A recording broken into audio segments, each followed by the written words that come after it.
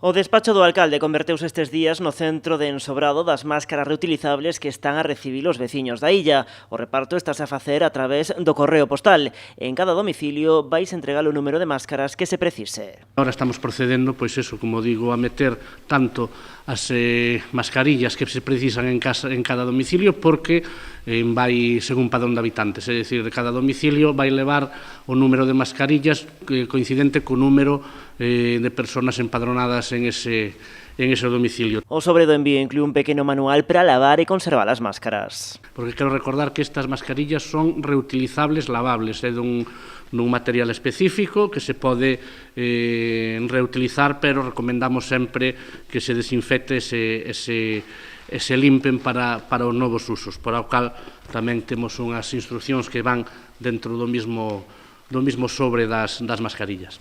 As máscaras que se están repartindo pola illa son de 2 tamaños. Hai tanto mascarilla para adultos como un número de mascarillas para infantiles, pois segundo o padrón de habitantes de menos de 12 anos. O alcalde explica que cada veciño pode reforzar a seguridade da súa máscara incluindo no seu peto unha gasa que se pode incorporar a maiores do filtro que xa inclúe. Cada unidade ten unha rendixa ou un bolsillo para, si se quere, poñerlle tamén algún filtro a maiores do que xa a propia mascarilla fai. É dicir, se algún veciño ou veciña quere incrementar o servicio que fai a mascarilla, pois en ese bolsillo se lle pode introducir, por exemplo, unha gasa para que faga máis protección. As máscaras están elaboradas con material que o Concello adquiriu a unha empresa de Salamanca.